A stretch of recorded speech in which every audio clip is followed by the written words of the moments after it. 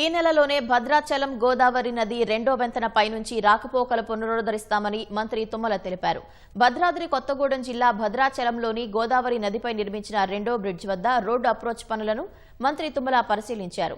ముందుగా బూర్గంపాడు మండలం సారపాక వైపు కుంగిపోయి మరమ్మతులు జరుగుతున్న రోడ్డును మంత్రి పరిశీలించారు. అనంతరం పాత రెండో వంతెనల మధ్య నిర్మిస్తున్న వాల్ను మంత్రి పరిశీలించారు. భద్రాచలంలో పాత వంతెన నిర్మించి చాలా కాలం కావడంతో 2015లో రెండో వంతెనను శంకుస్థాపన చేశారు.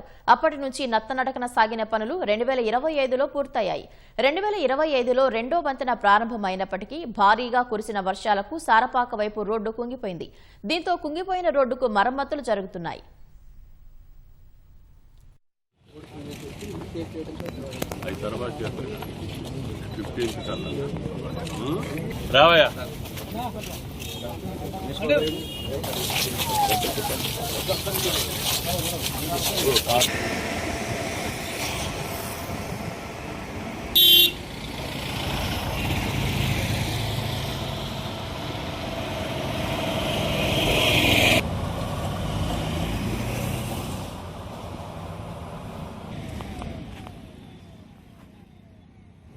గోదావరి నది మీద మనకున్నటువంటి ఏకైక బ్రిడ్జి ద్వారా గత పుష్కరాల్లో కానీ అంతకుముందు పుష్కరాల్లో కానీ లక్షలాది మంది ప్రజానీకం రావటం మూలాన దీనికి రెండో బ్రిడ్జి కావాలని చెప్పి ఆ రోజే మనం అనుకొని ఈ యొక్క అమరావతి జగదల్పూర్ జాతీయ రహదారిని భద్రాచలం మీదుగా వెళ్ళేటట్టుగా ప్రయత్నం చేసి రెండో బ్రిడ్జిని కూడా శాంక్షన్ చేసుకున్నాం.